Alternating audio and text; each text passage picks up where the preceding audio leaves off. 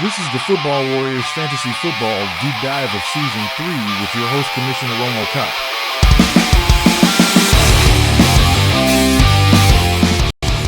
All right, we're back. Today we're going to check out Season 3 of the Football Warriors Fantasy Football League. I am your host, Commissioner Romocop, and let's get into it. As you can see here are the standings. We now have 10 teams in our league at this point. We've expanded from 8 to 10 for the third season of the league. As you can see, we've added King Hazlitt, and we added Victoria's Secret.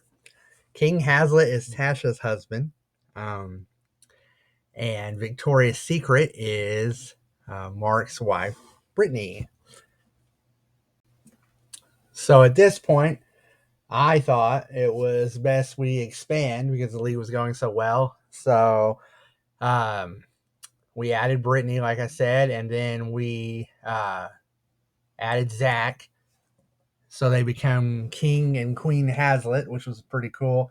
And then the rest of the members of the league are the same. And we have 2 teams with the name team in their name for now. That's pretty much it on the members there. But all right, let's take a look at the scoreboard here. As you can see, Super Bowl 3 was won by Dust Till Dawn, Mr. Bo, 284 to 272 over the Urban Achievers in Super Bowl 3. And there's the rest of the consolation ladder. That doesn't matter. That's fun. All right. Let's go back one real fast. Clearly, I had a Super Bowl hangover there, 6-7, after winning the Super Bowl the year before.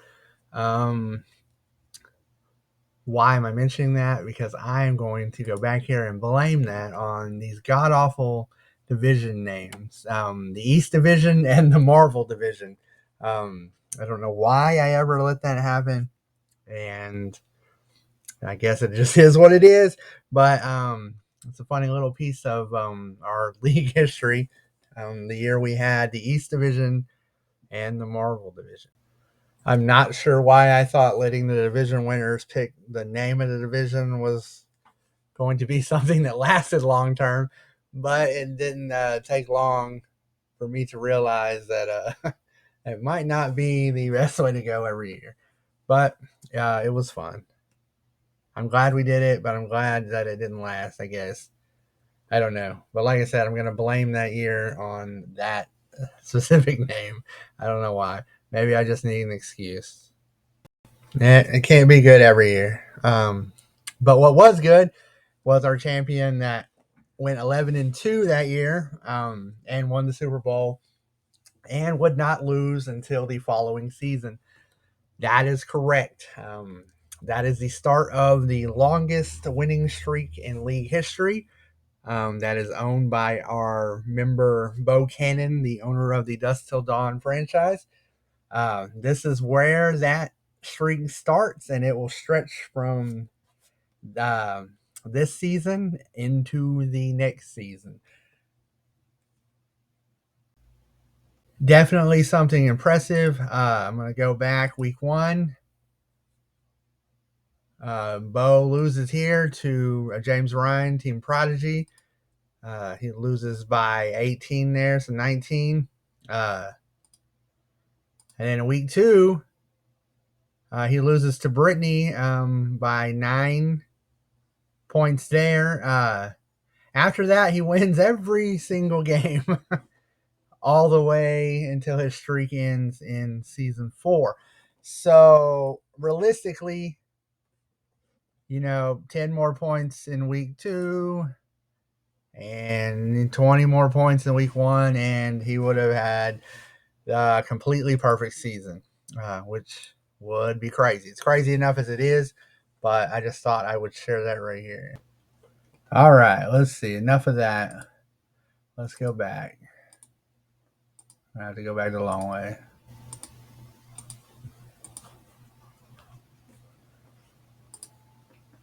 All right.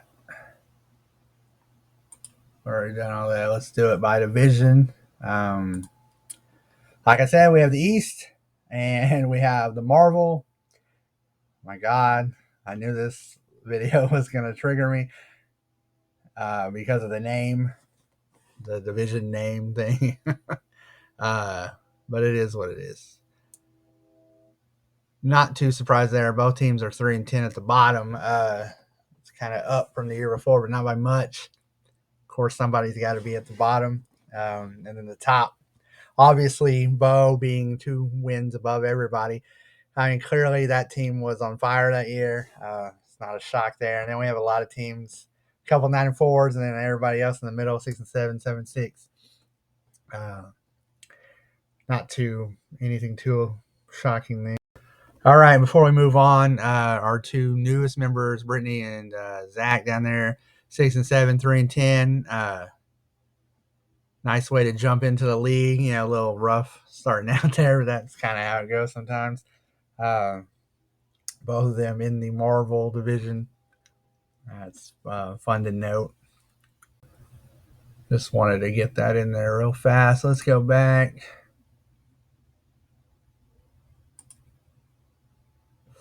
And let's check out the draft. That's what we come here for, really. I mean, it's all cool, but let's go see some random stuff. Okay, so once again, there's no way we drafted at 12:15 on Wednesday, August 31st, 2016. It's okay that it doesn't have that. I don't know really what's up with that. I'm sure we did not do that though. Let's take a look. Keepers, the K's. There we go. Let's see. Where to even begin with that? Straight up, it looks like it's a mess. I don't know. Let's see. Some of these people would not be keepers in future years. That's probably what I'm thinking of when I'm looking at this. I need to look at it from the perspective of back in the day. All right. Let's see. We got Russell Wilson, Amari Cooper, Eddie Lacy, Rodgers, Todd Gurley, David Johnson. That's fun. Antonio Brown, of course, who will be Mark's keeper for about 22 seasons on this. AJ Green, Adrian Peterson, and then, of course, the guy I can't really stand right now, or the last few seasons, Odell Beckham Jr., my keeper. Yay. That was back when he had talent. But, I mean, some say he still does. I remember not super handling the way I slid our 9th and 10th member in. I don't know. Maybe just because it was season 3, a little bit of inexperience running things. I don't know. Maybe not. But there was a big old controversy of how we were going to handle the keepers for those teams. And what ended up happening is, they ended up getting, top 40 player or whatever to choose as their keeper. So Brittany got Eddie Lacy, and then Amari Cooper ended up being the selection for Queen Hazlitt, who was split from Team Hazlitt, and King Hazlitt ran what was formerly known as Team Hazlitt. I kind of messed that up, I guess. Looking back at it, I guess King Hazlitt should have been forced to take over the new franchise. I didn't really care. I get confused on that all the time. I had to merge some stuff when compiling it in future years. It's no real big deal. I don't really care about it now or then. It's the way it went. It didn't really affect anything.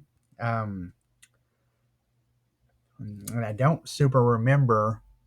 I know this is where things got merged and messy when it comes to the Hazlitt franchise. But I do remember letting them choose between a top 40-ish player. And, of course, the Raider fan, Tasha, wanted Amari Cooper, and Brittany, the Packer fan, wanted Eddie Lacy. So I pretty much gave them what they wanted. Should I have? I don't know. It really didn't matter at the end of the day. I would not do it that way again if that situation was to arise. But as you see at round 2, which is actually round 1, that they made the first 2 picks of that season, Julio Jones and Devonta Freeman, which is pretty fun. But I did have that right, at least letting the expansion, quote, quote, teams pick 1 and 2. But the whole keeper situation was definitely a mess. One that I learned from, definitely, and one that will not be repeated. It's really kind of funny because I always knew that Hazlitt thing got flipped and switched around somewhere. I really couldn't remember off the top of my head where that would have taken place, but really it's not that hard to figure out. That's when they split and become 2 different teams. But anyways, let's take a look at the rest of this first round. Eventual champion for season 3, Dust Till Dawn, selects Dallas Cowboy running back Ezekiel Elliott. I thought it was pretty funny that Rob Gronkowski went next. I'm remembering this draft very well. DeAndre Hopkins, if you remember from the last few videos, has risen from like the 16th round all the way up into our first actual round here. Not a shock. That dude was going crazy at that point, was getting better. Cam, the Oklahoma City Phantoms select Mr. Cam with the 6th pick there. Lamar Miller for the Texans. The Texans have 2 first-round players in this draft. That is crazy, especially if you consider how the Texans have performed, in the last few seasons. You would not see 2 relevant fantasy players drafted, but, that's what happens. Keenan Allen goes next. San Diego's wide receiver. Not Los Angeles. That's cool. And then Dez Bryant, the second Cowboy of the round, right in front of me, goes. And then I take Le'Veon Bell. Le'Veon Bell. He was a head case, but got some love for him. I can already feel this getting hotter. I mean, I don't know how to put it into words. I can just tell it's forming a lot more. I don't know. Makes me sound crazy, but I mean, I'm just seeing all this as very competitive, which I mean, I guess it always was, but it's just interesting to see. I wish I could put it into words a little bit better. My next pick there, see, I'm going back to back, is Allen Robinson. A little funny story about that. I thought that Allen Robinson would have been gone at that point. It's a little surprised for him to have been there, kind of like in real life, how that happens to teams. And I'm like wondering if he was hurt or something. And I fell into the trap and drafted him. I don't know. I probably would have taken anybody else in that round. Possibly. I don't know. It's what happens. We all do it. I'm not going to point out everybody's mistakes. I'll point out my own just to pick on it. Not all of them, but at least the obvious ones, the ones I remember. And this one I definitely remember because it pissed me off. But that's what happens. What else we got in this round? Let's see. Demarius is back. again. Of course, that guy was always near the top of drafts, for years there. Jarvis Landry, same with him, before he gets older there. Mark Ingram, certainly. Jamal Charles over to the Phantoms. I don't know if this is the first case of watching James draft players that I drafted, but it certainly wouldn't be the last. I can promise you that. We're going to see more of that coming up in future seasons. Mike Evans, I feel like that guy, James Ryan, always tried to draft him or something. I don't know. I feel like he must have been some kind of big Mike Evans fan. Doug Martin, back-to-back Tampa Bay guys there. And then Jordy Nelson over to Dust Till Dawn. Jordy was a great player. Matter of fact, I probably should have drafted him there instead. But it's whatever. Carson Palmer, and then the always interesting Brandon Marshall. It's going to take forever if I read these one by one. But it's a pretty good draft. I think this is the best draft so far. And maybe I'm biased, but I think it gets better every year, or at least stays the same. It's definitely better than the first two seasons. Those are the foundation, the floor. Grateful for those seasons, but I think this is the season where things start to take another step forward and starts to ramp up. Of course, we have the high-profile win streak, much deserved. That team, we're going to look at it here in a second, definitely was deserving of winning that year. I mean, the numbers don't lie on that. Taking a look at the next round, CJ Anderson is funny. And of course, James would draft DeMarco Murray. He's with the Titans at that point. And I guess I have an attraction to Brandon Cooks, future Dallas Cowboy wide receiver. Not that I didn't know that anyway. I've had that dude on plenty of teams. Kind of funny that now he is actually on my own favorite team in real life. So that's fun. What else is interesting there? 2 Buffalo teammates back to back. That's happened in round technically 2 and 3 here with Tampa and Buffalo. Let's see. Next round. Let's look for some fun names. Jordan Reed. Yeah, that guy was around. That'd be a nice way to put it. Latavius Murray. That's not super duper. Thomas Rawls. That's a name. That's a name that's been floating around there for a little while. I haven't thought about. And then let's go to the next round. We got Julius Thomas when he went to Miami. That didn't work out. T.Y. Hilton, back when he was still T.Y. Hilton. Doug Baldwin next. I like Doug Baldwin. I don't know why. Of course, I go and draft some weirdo Jeremy Langford. That's nice. I was just trying to get anybody. No wonder I went 6 and 7. Cough. No big deal. Win some, you lose some. This is kind of like gambling or whatever. Kansas City Superfan, the Oklahoma City Phantom, selecting Jeremy Maclin.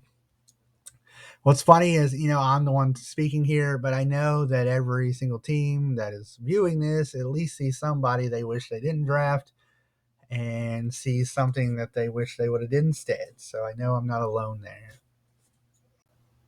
All that to highlight, right here in this round, me selecting my man crush Giovanni Bernard instead of Travis Kelce, the Kansas City tight end. That is a clear mistake. Clearly. Don't want to talk about it. Let's move on. What did I want to say here? Sliding down to Tom Brady, there was his secret power this year for season 3. I guess once he acquired Tom Brady first, as his quarterback. And things opened up. Antonio Gates, fine. Moving on to the next one, Marcus Wheaton. Don't remember that guy doing too much. I remember the name, but don't remember too much there. Let's see. Nothing going on in that round. Drew Brees, I guess, at that point. Oh, this is just getting disgusting for me. I could have took Derrick Henry instead. I have Eli Manning. That's fantastic. Why not? Don't want to talk about that one either. Blake Bortles, that's nothing to love either. Old Frank Gore and the disgusting Marvin Jones. He's just Marvin Jones. He's not Marvin Jones Jr., Senior, the third, the fifth, whatever his name is, Mr. Horrible Marvin Jones. Detroit wide receiver to James Ryan. Matt Jones, nothing full of Joneses. We'll see a Jones next season, but that's jumping ahead. Moving on, let's go to the next round. Oh, Gary Barnidge, that's fun. This one's rough. Josh Gordon, not suspended at that point. Very fun. This is not a super duper round. Theo Riddick, Kobe Fleener. Yeah. I actually kind of really remember this round. Kind of funny looking back at that. Let's see. It's going to go a little bit faster here. Kevin White, complete bust in real life. That's funny.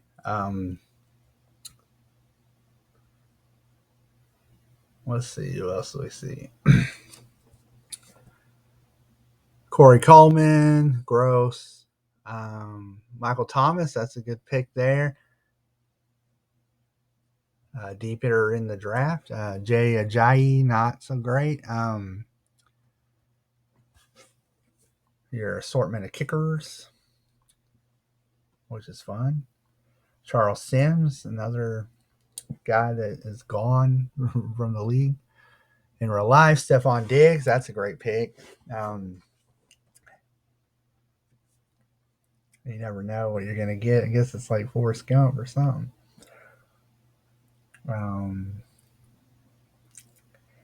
Willie Snead, Dion Lewis, Tajay Sharp.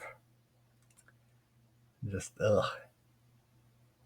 It's kind of like the real draft. You never know. You can draft a guy late and it'll be great. Or you draft a Bruce Ellington, San Francisco wide receiver, and you get nothing.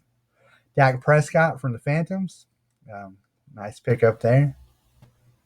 Well, let's see what is near the bottom of this draft. Last 4 rounds here. A horrible kicker from the Jets to my team, Chandler Catanzaro. I feel like I'm piling on myself way too much in this draft. Let's look at some other people. Terrell Pryor, not so great there. Spencer Ware for the Chiefs.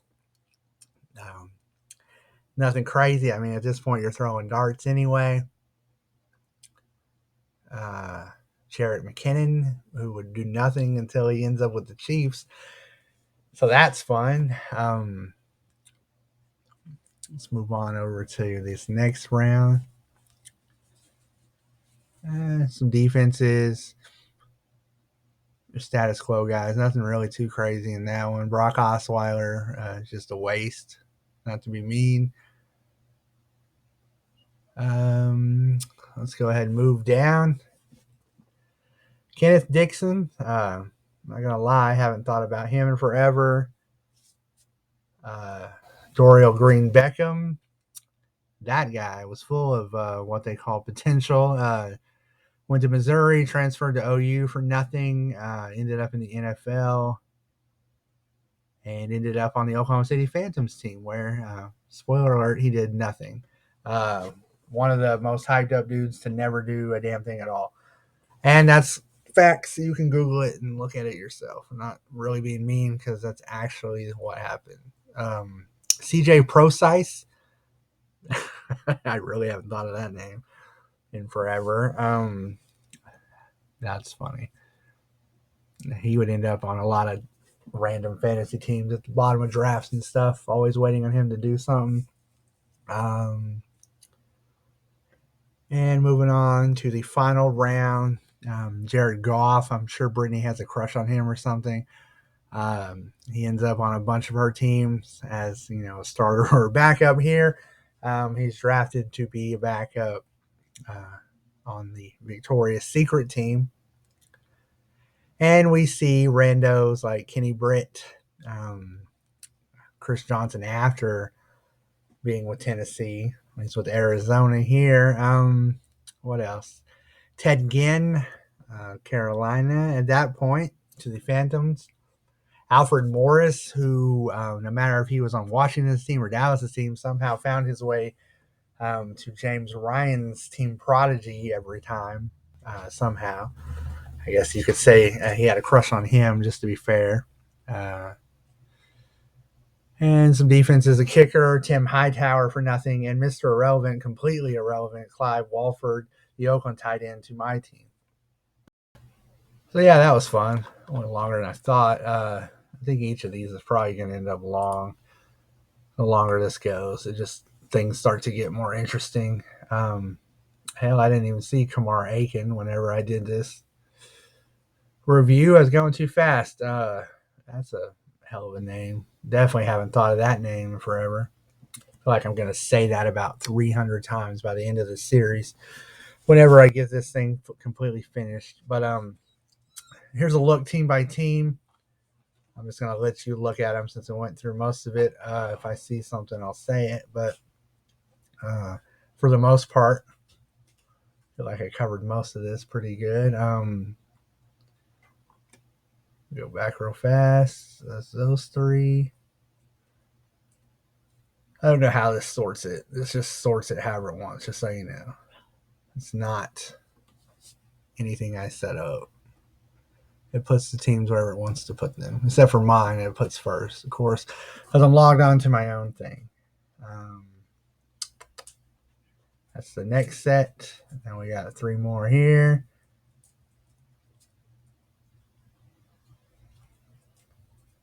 Phantoms, Dust Till Dawn, and Queen Hazlitt. And Victoria's Secret down here because now we have 10 teams for season 3. All right, let's go back. Takes us all the way back out here all the time.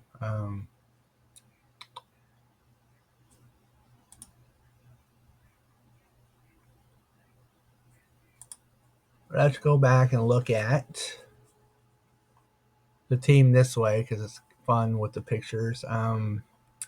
What I didn't mention in the first 2 videos is the IR spot was non-existent in season 1. It was added in season 2 and then carried over to 3 before it changes in the future. And season 1 featured 1 flex spot, and season 2 I added a second flex spot, which was my genius idea at the time. Not gonna say we were the first ever to do that, but not a lot of leagues were doing that. It's not the standard. I think it's awesome, but I digress. Let's see. There's 2 flexes here. Obviously, there will remain 2 flexes. Spoiler alert. This was also the year that I vetoed the Ezekiel Elliott and T.Y. Hilton trade from Dusk Till Dawn. So I'll take my 3% credit for that. That's fun. It doesn't really show you all that in these older ones. It shows you a little bit more. I was looking when you get to 2019 or so. But these ones that they have archived back in the day are, I guess they are what they are, to be fair. This is James Ryan's team with pictures.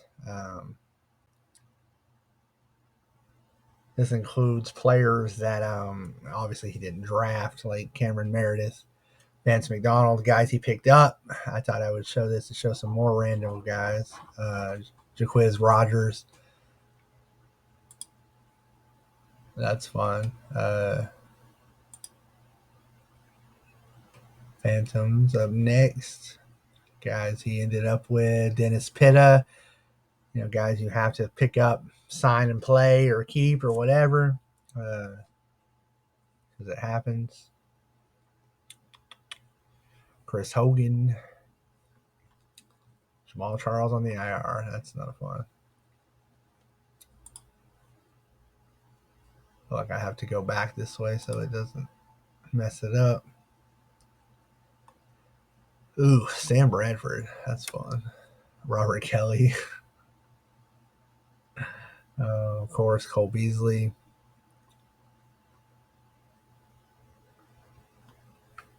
Yeah, once you get to the end of the year, you know how that goes. Lots of people banged up and you need a replacement.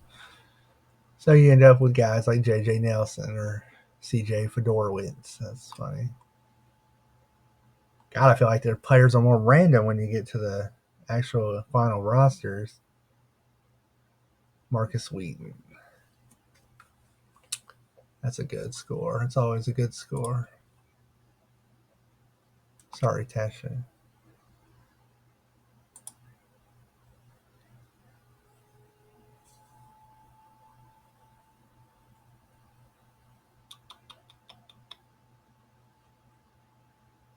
Let's see what we got.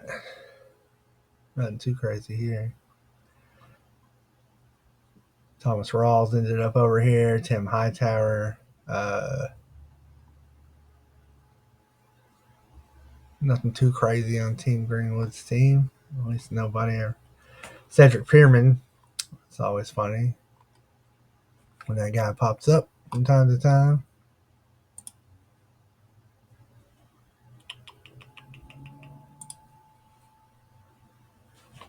And we'll look at one more. Victoria's Secret's team.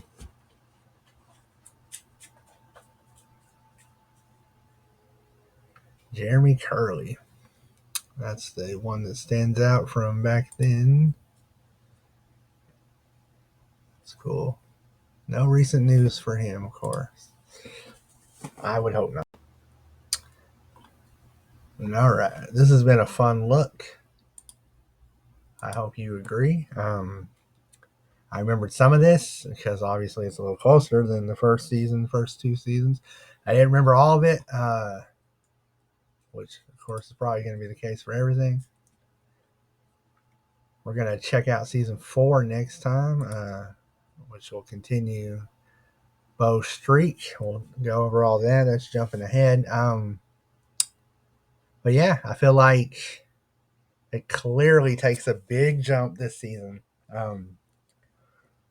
And the foundation obviously was laid before. There's a huge jump here. It just feels like it. I can see it. Maybe it's because I did it. I don't know. But we're going into the next season. Of course, each of these has their own special things and things that pop up. The next season will get us pretty close to where we are running things from today. It's the next jump into what our league evolves into, and that's all fun. Not jumping ahead on that. This season definitely is an important season, season 3. This was our launching pad, I guess. I'll call it the first 2 as foundationals. And then season 3, the launching pad. And of course, it just gets wilder from there. But we'll get into all that later. Hope you enjoyed it. I did. I'll catch you next time. Peace.